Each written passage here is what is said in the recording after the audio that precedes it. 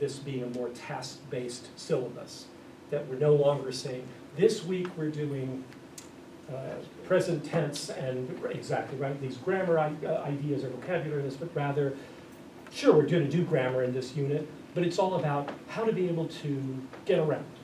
We're going to talk about mobility, getting around town. In a week or two, we're going to talk about relationships, how to start them, how to carry them out. What about those you have that are familial? What about your relationships with student-teacher relationships? How to talk about getting along with other people, and all that goes on in there.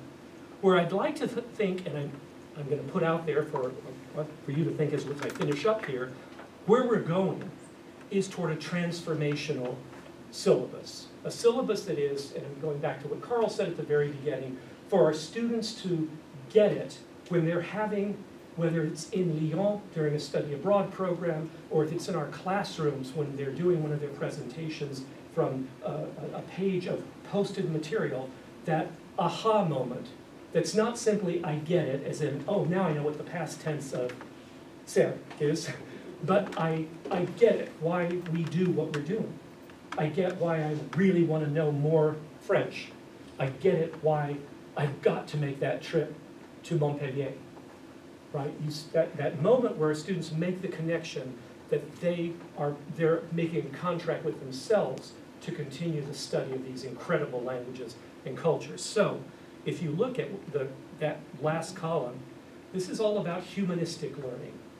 It's, by the way, for those of you, I know a lot of you are in the university setting, if you're here at UT, this is a big, big deal, is keeping our programs alive. We're fighting for every tuition dollar we can. Our budgets are being ridiculously cut. When I came to the University of Texas in 1990, very much around the time Orlando and Carl both came as well to UT, we taught just shy of 50 languages at UT, 49. We now teach right at 30. And so what happened in the last 25, 28 years was largely not attrition of no interest in languages like, of all things, Vietnamese, which was the most recent to be cut, when we have a massive Vietnamese population of students here at UT, and obviously in the state of Texas. To cut these languages has been a matter of budgets. And why do, when we're cutting a budget, why do languages always pop up along with the arts as the first thing to cut? Is this idea that they're not important to what our endeavor is in a university. That first point is critical to be able to convey to everyone from our fellow teachers, and maybe we should be including our students in this conversation, but to each other, and certainly all the way up the line to our deans, presidents, and our senators and representatives, that what we're looking at is nothing less than creating human beings. That what we do by teaching language, and especially cultures, is actually making us better people. Yeah? I think if we can make that argument and not be called snowflakes while we're making it, it's an important one to make. It really is. We are moving now towards self-directed study. This is very much in line with the kind of textbook that I keep wanting to say that we saw demonstrate. That's not fair. I wish we could actually all get in and play with the Persian textbooks. It's so wonderfully interactive and so forth. We're having students not simply answer, tick off true, false, or circle from ABC, but rather they're actually doing projects that are research-based, based on their own interests. I no longer have students in my classes like mine that were all students interested in learning how to read Dostoevsky. My students are engineers, they're nurses, there are some liberal arts people there who are interested in language and culture, but the majority of my students now are across the spectrum, especially in the social sciences and pure sciences, more than any. So their interest in Russian is very different from my interest in Russian and my areas of expertise, so I need them in a way to do their own thing. I need them to start learning Russian in the way that's going to make sense to them. We become now not the knower, the great font of all knowledge, nor the facilitator simply, but an advisor. I love that title. I much prefer that to any of the others. Is that we're there guiding them. We're giving them some recommendations, suggestions of where to go, what to do, how to start this project. Tests are formative. What kind of thing have you produced for us here? And the syllabus looks like an open architecture contract that you make with each individual student. What will you get out of this course to make sure that you can demonstrate to me you're at an intermediate mid-proficiency level, but that your base of knowledge is that which you want to pull out of the course.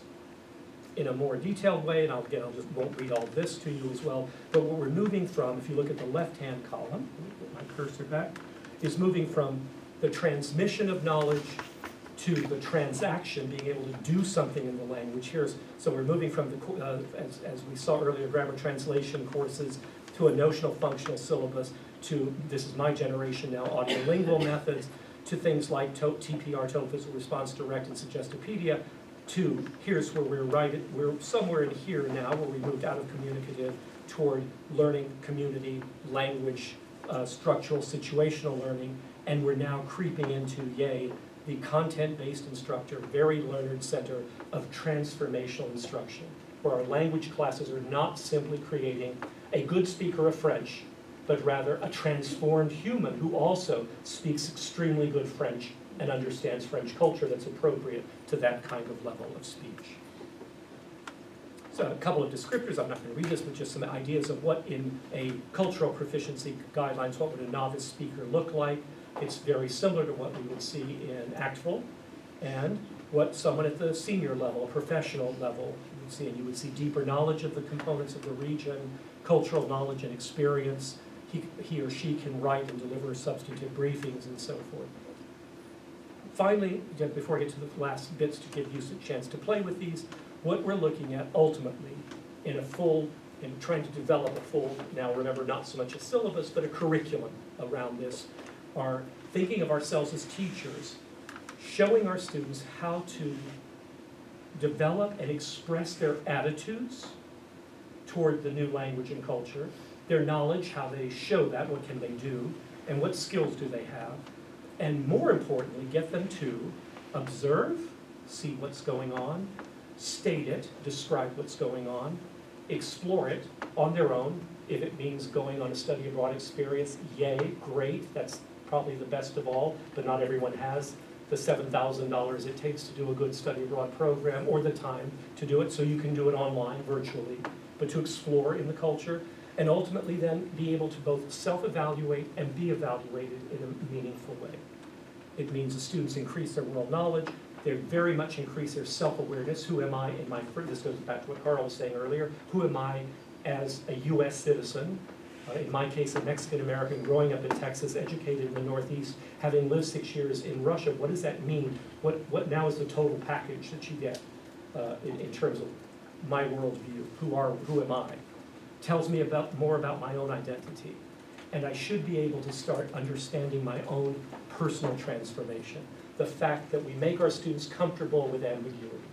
If we can't get in that first day to put up Cyrillic letters, Arabic letters, and say, we're going to now get this thing, rather to have your first view of it go and recoil, rather to go, oh, that's interesting, and be comfortable, and in fact embrace ambiguity as something to explore and figure out, to feel better about that, to increase your comfort level with other cultural behaviors, so that when you see someone pull off a glove to shake hands or something, rather than say, well, that's strange, or that's odd, or that's different, is rather to say, oh, must be what's done here.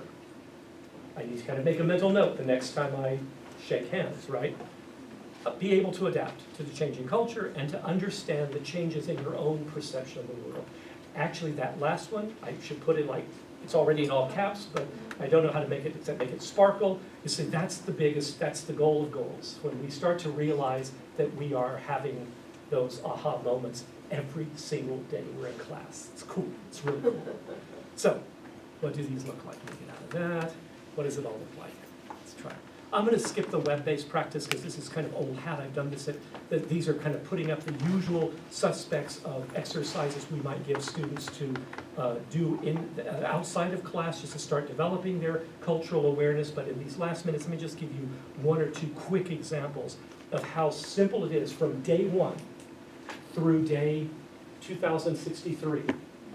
Okay, so from 0 to 0+, all the way up to a level 4 speaker, to distinguish, to be able to use the same authentic text, do different things with them, but in every case, because the text is authentic and culturally loaded, to make sure the student is somehow engaging with the culture at the appropriate level.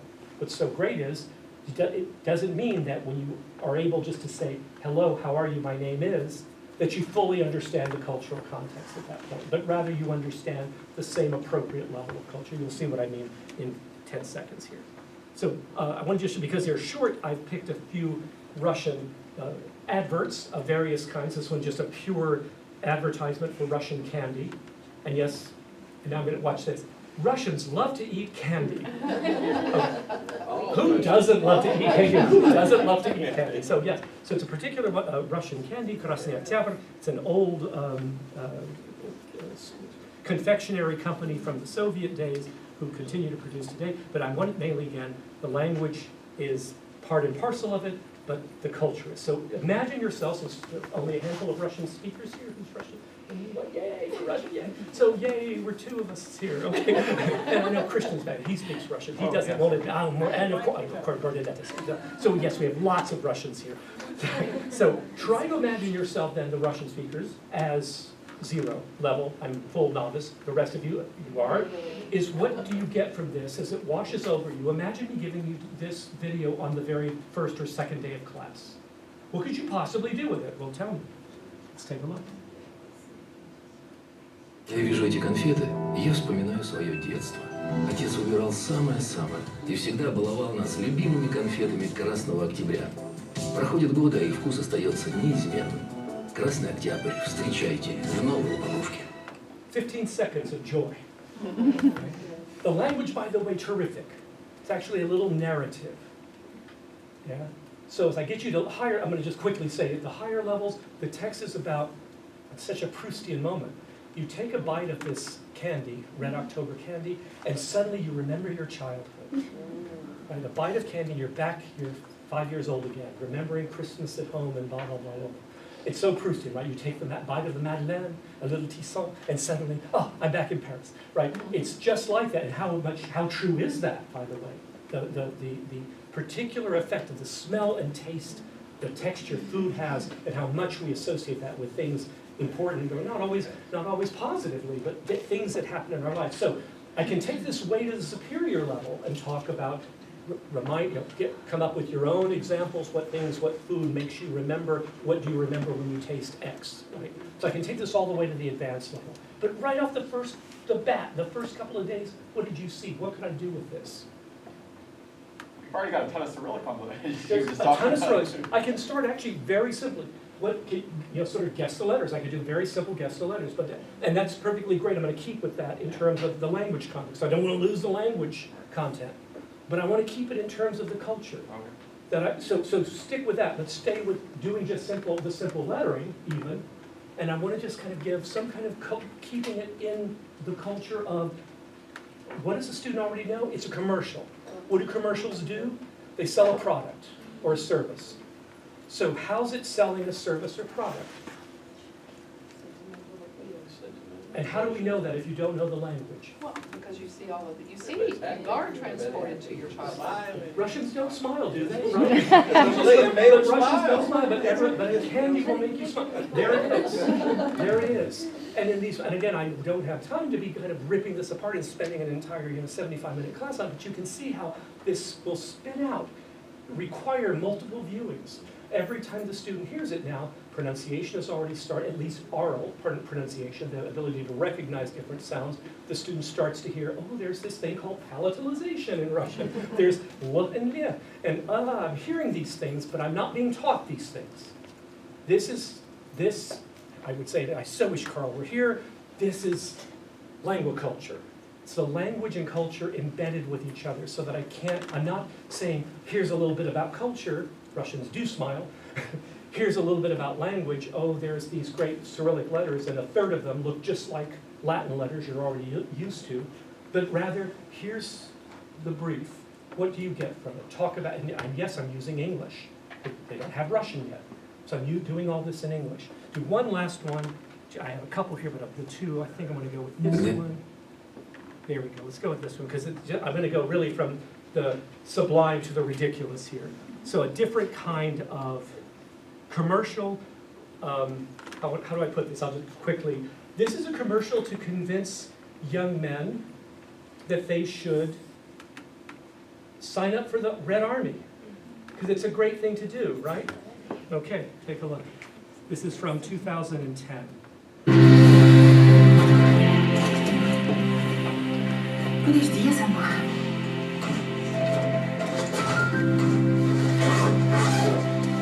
Не волнуйся, мам, все будет в порядке. Одета, ну, оклад хороший. Жди отпуск. Родной мой.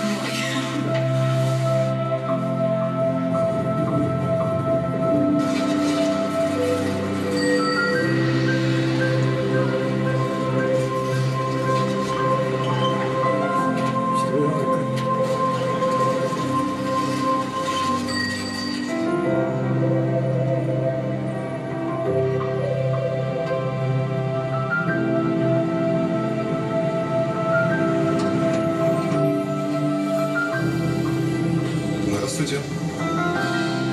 Добро пожаловать. Служба по контракту. Твой билет в будущее. Sign me up, right? Sign me up. So any native Russian, that's why I pop these back and forth between cultures all the time, trying to do what Orlando does virtually on those wonderful walls of knowledge. Whenever I get materials that I'm thinking about either using for presentation purposes or especially for teaching, I try them out on my Russian friends first, and the first thing was, propaganda, you're showing the propaganda, this is a lie, no, the young boy, and no one looks like that at the commission where you sign up. No! Welcome to the army, come, every soldier looks like me. And the young man goes, hey, yeah, I'll sign up. Everything here, even if you know Russian, I hope got that homey feel, right? The packing up your bags, mom there giving you, she's giving you some advice, right? Your room will always be waiting for you, son, whenever you come home. And you will come home, won't you? Right? Please come home, right? Please come home, right? There's all this tension in the background because it's about the army. This is about serving, and this period of time, 2010, was just before the last ceasefire in Chechnya, one of the hottest of hot wars Russia has fought in the last, since World War II, really, except Afghanistan, I should say. So everything about this is culturally saturated, every moment. And so even at the lowest level, we get our American students who are so chuffed to say, oh my God, there really is this kind of, moms are moms everywhere, aren't they? And if they can even say a sentence like that, that has already been one of these cultural transformative moments. Is it this idea that you were hearing before? Americans think that Russians are all horrible. God knows if you're listening to any of the news feeds these days with the current situation. We're definitely coming in, us teachers of Russian, with this idea that, yes, there's a lot of this belief that Americans believe all Russians are evil. And suddenly we see these incredibly tender moments, whether it's between mom and son, or even son and the draft office, right, where he's about to sign up. It's exactly 3. Do I have time for one more short one and finish up with that? Can I do one more? Can you sit for just literally 15 seconds, or 30 seconds? Just want to do one last one, because this is from this year. There we go, so the next one. This is the last bit. So, and then we'll finish up here. So these all, again, for a Russian, I always drive my students crazy because I tell them at the beginning when I show them this is about paying your taxes. And that, wait for the message, wait for it, that paying your taxes in Russia has never been easier. It's all on one form, and you can do it all online. Sound familiar? Okay, Russia's doing the same. This ad was for this year, for the taxes being paid for 2017 and 2018. And every person you're about to see, of course, they're all young men. Women apparently don't pay taxes in Russia based on this ad, but they're all superstars. Putin pulled out some of his biggest pop stars, sports stars, all the big ones, to tell you, Russians, pay your damn taxes. It's really easy to do. So they're all furious because they don't know who these people are, but it's the presentation, is how does this look to you? Does this look Russian or does it look like something else? So that's my last task. Поздравляем! В России запускается единая централизованная база данных налоговых операций. Ну а теперь мы вам объясним, с чем я вас, собственно, поздравил. Прошу вас. Благодаря новой сети центров обработки данных, теперь все услуги ФНС собраны в одной точке. И всю информацию о ваших налогах можно получить на сайте налоговой службы. В любое время, в любом месте страны! А главное, безопасно и надежно с помощью моей электронной подписи. Уважаешь себя, уважаешь свою страну, платишь налоги. Cool stuff. So, even in that brief, without the students knowing, as we move along, by the way, by the time we get to end of first semester, so beginning to move into the second semester, they know who these persons are because they've now seen other video clips with, there's the football one, soccer one, there's a soccer star there, there's Meladze is this sort of my generation crooner, singer, pop star, right, from the Russian thing term called popsa, sort of the kind of music you're not supposed to listen to because it's really crappy, but everyone listens to it because it's so crappy, it's wonderful. They'll know all these bits and pieces, they'll know those cultural moments, so it is checking the box of knowing the material, but more importantly, they understand the context. What is it that they notice now as zero-level students when I say it's a bunch of stars telling you pay your taxes? It's easy. What do you think a 19-year-old Texan undergraduate says, seeing that ad, culturally speaking, the kind of moment of, the first thing they say. They got cell phones in Russia? What I'm saying, you're given a moment of the exact same answer that I could get from all of them. Oh my God, that looks like it could be shot here, it's just in the wrong language. They wear really cool suits. Yeah. You know, there's a guy with a cool suit, he's dressed well. They have cell phones. What? They're what? They have apparently a sense of humor. And oh my God, my favorite, Russians pay taxes? Right?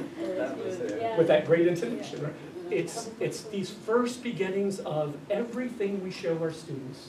Authentic material requires us to have a cultural base to it, regardless of level. Long gone, guys, my parting shot, if you take nothing else away from this presentation, you do not have to have students at the advanced level to teach cultural product. You do not. Start at zero, start at novice, and build it up the way you build up language skills. So with that, I move to the final. Finally, you got, as I say, I've kept you already 5 minutes over, but if you have a last parting question, comment, I also left my email address here if you want to send them to me later. I'm really happy to answer any comments or questions that you want to send me later on, but any parting shots for today.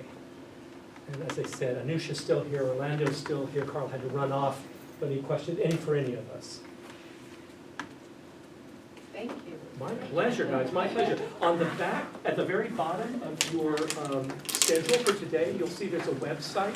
I see Betsy's giving me the thumbs up. Please be sure, just because we do receive the little bit of funding we get, we have to kind of prove to the powers that be that what we do makes some kind of impact on the profession and on the professionals. That's you. If you could please fill that out, thank you. And we read them, and we think of new topics based Yes, on your recommendations. please send those to us, new tweak things topics. based on your recommendations. And Visit the Coral website, the TLC website, look at what we're doing. We try, as I said, we usually try to run at least a few workshops during the summer months, and all, especially trying to get more for K-12 instructors as well.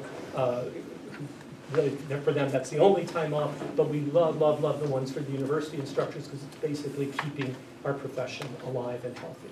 So thank